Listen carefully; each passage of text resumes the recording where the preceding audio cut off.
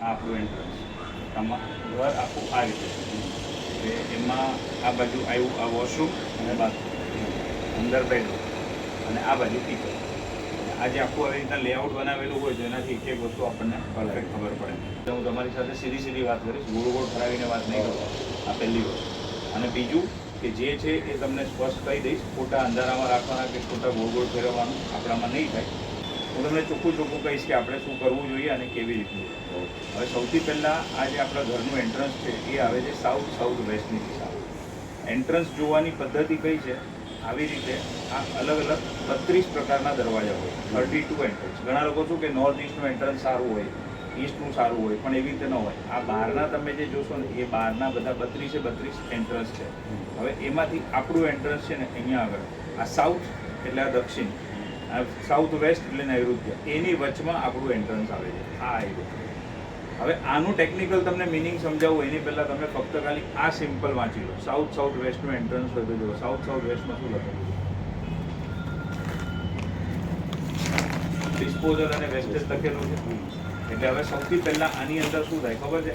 આવા ઘરની અંદર જ્યારે આપણે એન્ટ્રન્સ આપણું હોય ત્યારે પહેલી વસ્તુ કે આપણે જેટલી મહેનત કરતા હોય ને એ પ્રમાણે આપણને રિઝલ્ટ ના મળે.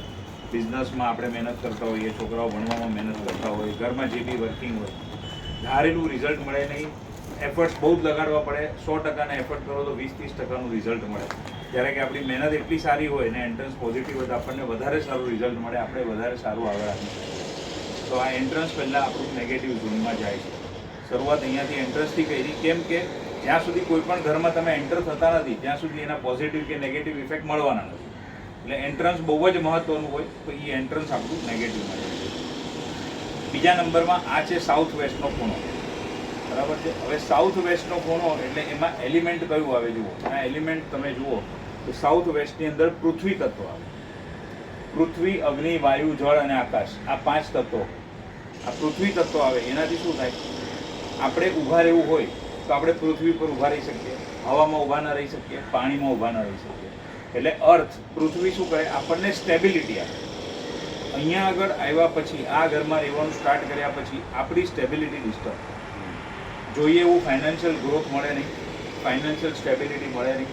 અને આ જે છે ને એક પછી એક કોઈના કોઈ પ્રકારના ખર્ચા આવ્યા કરે, મહેનત બધી આપણી પાણીમાં જતી રહે. એટલે આ સાઉથ વેસ્ટની જે આટલી મોટી કટ છે એમાં 2 માઇનસ પોઈન્ટ થયા. એક તો એન્ટ્રન્સ અને બીજા નંબરમાં આ આખો ઝોન કપાઈ ગયો. એટલે પૃથ્વી તત્વ આપણને મળતું જ નથી.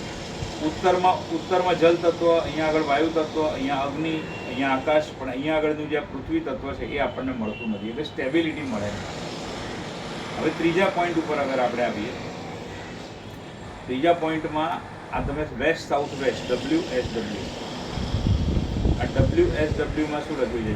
એજ્યુકેશન ને સેવિંગ લખેલું છે, બરોબર છે. એટલે એજ્યુકેશન અને સેવિંગના ઝોનમાં અહીંયા આગળ આવી ગયું WC એટલે ફ્લશ. જે આપણા બોડીની જે આપણું અનયુઝ મટીરિયલ હોય એ બધું બહાર કાઢે. આપણે ટોયલેટ યુઝ કરીને ફ્લશ કરીએ. હવે આ જે ઝોનમાં બી ટોયલેટ આવે એ ઝોન ઘણો નેગેટિવ થઈ જાય વાસ્તવમાં. એટલે અહીંયા આગળ શું થાય? આપણું જે બી એજ્યુકેશન ને સેવિંગ હોય આપણું એ બધું ફ્લશ થતું જાય. એમ ઘરની બહાર આપણું સેવિંગ નીકળતું હોય. આપણું સેવિંગ આપણી પાસે બચેલું રહે નહીં. અને છોકરાઓને બી ભણવામાં બહુ જ મહેનત કરવી પડે, બહુ જ એફર્ટ લગાડવા પડે. હવે આ વસ્તુ કેવી છે? અમુક વસ્તુઓ વ્યક્તિની ગ્રહયોગ ઉપર બી આધાર હોય. તો અમુક આપણો ટાઈમ જ્યાં સુધી સારો હોય કુંડલી પ્રમાણે ત્યાં સુધી આપણને આની ઇફેક્ટ ઓછી થાય. પણ કુંડલીમાં બી ટાઈમ નેગેટિવ આવે અને અહીંયા આગળ આ વસ્તુ બી નેગેટિવ હોય છે તો આપણને ડબલ ઇફેક્ટ. એટલે આ એજ્યુકેશન અને સેવિંગ અને આ જે વેસ્ટ ઝોન છે એ વેસ્ટ ઝોનની અંદર આવ્યો ગેઇન્સ અને બેનિફિટ. એટલે આ જે સેમ વસ્તુ થઈ. આ WC આપણા 2 ઝોનને ખરાબ કરે છે. વેસ્ટ સાઉથ વેસ્ટને બી ખરાબ કરે છે અને વેસ્ટને બી ખરાબ કરે છે. અહીંયા એજ્યુકેશન ને સેવિંગ ઉપર ઇફેક્ટ થાય અને અહીંયા ગેઇન્સ અને બેનિફિટ. કોઈ પણ કામ આપણે કરીએ જેટલો બેનિફિટ ધાર્યો હોય, જેટલો બેનિફિટ મળવો જોઈએ એટલો મળે નહીં. એ જ વસ્તુ કોઈ આપણો બીજો પાર્ટનર કે આપણા બિઝનેસમાં કોઈ કરતો હોય તો એને સારું રિઝલ્ટ મળતું હોય. આપણને વિચાર આવે કે હું આટલું કરું છું, એ બી આટલું કરે છે, એને કેમ વધારે રિઝલ્ટ? આપણામાં ગેઇન્સ અને બેનિફિટ. એટલે આ 4 વસ્તુઓ આપણામાં અહીંયા આગળ નેગેટિવમાં જાય છે. જે બધી વસ્તુઓ આપણે મેઇન જરૂરી છે. બીજું આજે સાઉથ વેસ્ટનું આ ટાઈપનું એન્ટ્રન્સ હોય ને એટલે મેલ મેમ્બરને હેલ્થ ઇસ્યુ આવે. અને સાઉથ ઇસ્ટમાં જ્યારે પ્રોબ્લેમ હોય ત્યારે ફિમેલ મેમ્બરને હેલ્થ ઇસ્યુ આવે. હવે કિચન આપણું જે છે એ અહીંયા આગળ ઈસ્ટ ઝોનમાં છે અને ઈસ્ટ સાઉથ ઈસ્ટના ઝોનમાં છે. એકચ્યુઅલી કિચન માટેનો ખૂણો છે અગ્નિ ખૂણો. હવે અહીંયા આગળ અગ્નિ ખૂણો આપણા ઘરમાં આ અહીંયા આગળ આવે તો ત્યાં આગળ તો કોઈ જાતનું અગ્નિનું એલિમેન્ટ જ નથી. આ અગ્નિ દિશા, અગ્નિ એટલે ફાયર. તો આ જે ખૂણો છે એ ફિમેલ મેમ્બર સાથે કનેક્ટેડ હોય અને આ જે ખૂણો છે એ મેલ મેમ્બર સાથે કનેક્ટેડ હોય. આ બંને ખૂણામાં પ્રોબ્લેમ આવે તો એ ફિમેલને બી હેલ્થ ઇસ્યુ આવે. પછી આ તમે જોશો તો વેસ્ટ નોર્થ વેસ્ટ અને નોર્થ વેસ્ટ આ પણ આખો ઝોન અહીંયાથી કટ થયો. હવે વેસ્ટ નોર્થ વેસ્ટ અને એ કટ થવાથી શું થાય, એક તો ડિજેક્શન ને ડિપ્રેશન એવો પ્રોબ્લેમ કોઈને ને કોઈને ઘરમાં રહ્યા કરે. અને બીજા નંબરમાં સપોર્ટ અને કોઓપરેશન, એટલે કાં તો આપણા ઉપર કોઈ લીગલ કેસ થાય, કાં તો પછી આપણને કોઈ પણ મેટરમાં જોઈએ એવો સપોર્ટ આપણને ફેમિલી મેમ્બરનો કે બહારવાળાનો કે બિઝનેસમાં ક્લાયન્ટનો જોઈએ એવો સપોર્ટ મળે નહીં. એ આ વસ્તુ સાથે આ ખૂણો કનેક્ટ. હવે મની અને ઓપોર્ચ્યુનિટીની દિશા એટલે ઉત્તર દિશા, એમાં વોટર એલિમેન્ટ જોઈએ આપણે. હવે મેં આપણા ઘરનું ફર્નિચર અહીંયા આગળ જોયું તો ત્યાં આપણે ઉત્તર દિશામાં જે બેડરૂમમાં જે ફર્નિચર કર્યું છે એ બધું બ્રાઉન કલરનું લીધું છે આપણે. હવે બ્રાઉન કલર એટલે અગ્નિનો કલર અને ઉત્તર દિશામાં હોય શું, પાણી. હવે શું થયું, અગ્નિ અને પાણી મિક્સ થઈ ગયું. આપણે બધા સ્કૂલમાં ભણ્યા છે અગ્નિ અને પાણી તો એકબીજા સાથે બને નહીં. એટલે અહીંયા આગળ બે પ્રોબ્લેમ થાય. એક આ નોર્થમાંથી એટલે આવતી હોય આપણને પૈસાની અને ઓપોર્ચ્યુનિટી જીવનમાં આગળ વધવાની એ મળે નહીં. અને બીજા નંબરમાં ફાયર એલિમેન્ટ એટલે ક્યાંક ને ક્યાંક આપણા પૈસા ફસાઈ જાય, ક્યાંક ને ક્યાંક આપણી ઉઘરાણી લેટ આવે, પૈસા જામ થઈ ગયા હોય, એ વસ્તુ બંને વસ્તુનો અહીંયા પ્રોબ્લેમ થાય, સાઉથ ઇસ્ટનો બી અને અહીંયા. હવે ઘરનું મંદિર જે બહુ જ ઇમ્પોર્ટન્ટ વસ્તુ છે, મંદિર આપણે અત્યારે અહીંયા મૂકેલું છે એટલે કયું ઈસ્ટ સાઉથ ઈસ્ટ ઝોનમાં મૂકેલું. મંદિર મૂકવા માટેનો જે રાઈટ ખૂણો છે વાસ્તુ પ્રમાણે એ નોર્થ ઈસ્ટનો ખૂણો, તો એ આપણા બેડરૂમની અંદર ખૂણો જાય. હવે જનરલી શું છે, આપણે કન્વિનિયન્ટ પ્રમાણે અહીંયા મૂક્યું હોય કે ભાઈ બહાર અહીંયા આગળ મમ્મી સેવા કરી શકે અને એમનું કામ પતાવી શકે એ પ્રમાણે અંદર કોઈને ડિસ્ટર્બ ન થાય. પણ વાસ્તુ પ્રમાણે આપણે જોઈએ છે તો મંદિર તમારું નોર્થ ઈસ્ટ ઝોનમાં હોવું જોઈએ. એ મંદિર બી આપણું રોંગ ઝોનમાં મૂકેલું છે. આ મંદિરનું અને આપણી જે છે એના પ્રમાણે જુઓ, નોર્થ ઈસ્ટની અંદર આ ઘર આ ખૂણો બી કટ થઈ ગયો. હવે કેવું હોય,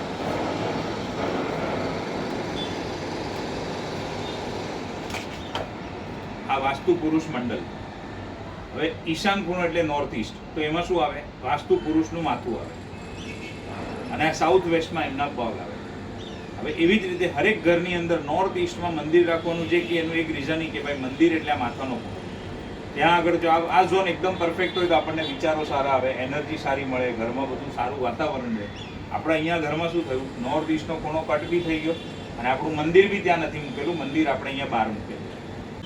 અને આ નોર્થ ઈસ્ટ જે છે એ નોર્થ ઈસ્ટ હેલ્થ અને હિલિંગનો ખૂણો કે ભાઈ ચલો અમુક વખતે કેવું છે, બીમારી આવી આપણા હાથમાં નથી, આવી જાય પણ ફટાફટ એમાંથી રિકવરી મળી જાય ને તો પણ આપણને સારું થાય. હવે આ હેલ્થ અને હિલિંગનો ઝોન છે એની અંદર આપણે ત્યાં આગળ બી સેમ છે, આપણું આખું ફાયરવાળું બધું ફર્નિચર કરેલું છે. જે હોવું જોઈએ બ્લુ કલર અથવા વ્હાઇટ કલરનું એની બદલે બધું આપણે ફાયરનું મૂકેલું. તો એ નોર્થ ઈસ્ટનો ખૂણો પણ આપણો ડિસ્ટર્બ થાય. એટલે હવે પહેલાં તમારા ક્વેશ્ચન હોય એ પૂછો.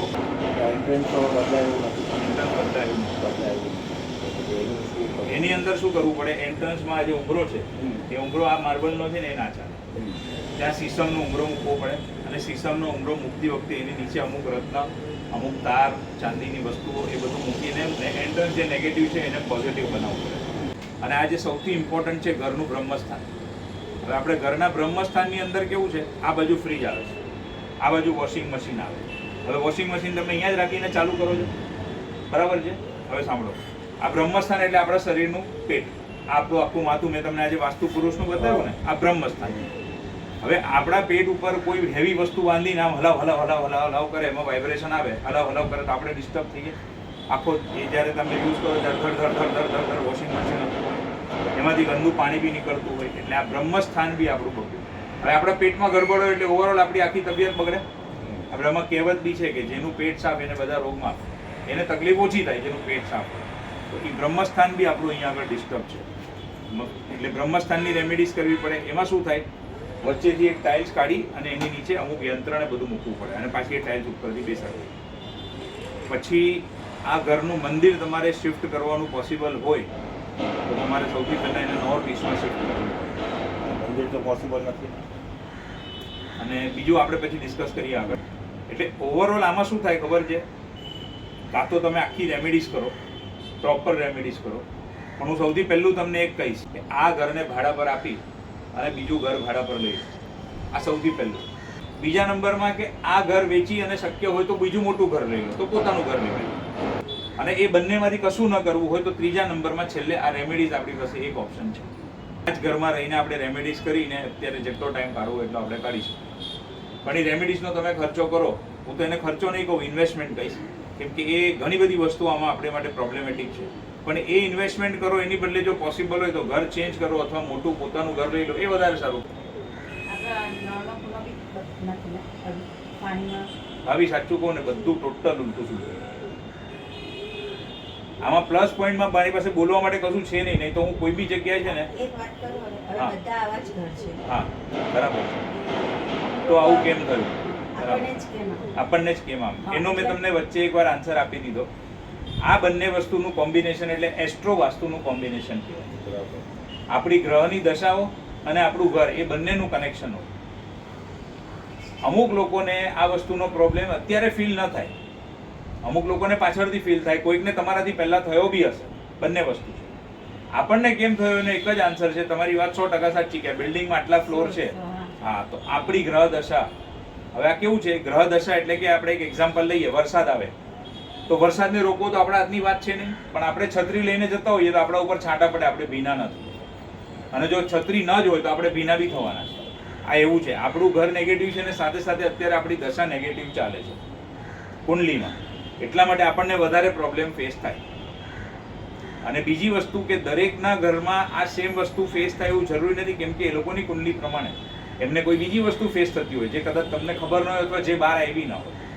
હેલ્થ ઇસ્યુમાં શું છે, હોસ્પિટલમાં એડમિટ થઈ એટલે 4 જણને ખબર પડે, પણ અંદર ખાને હવે લીગલ નોટિસ કોઈને આવી અને લીગલ કેસ ચાલતો હોય તમને ખબર ના પડે, પણ એ વસ્તુ હોય. અને સૌથી ઇમ્પોર્ટન્ટ, જ્યાં સુધી વ્યક્તિની ગ્રહ દશા સારી ચાલે છે ત્યાં સુધી એને કાંઈ વાંધો નથી આવવાનો.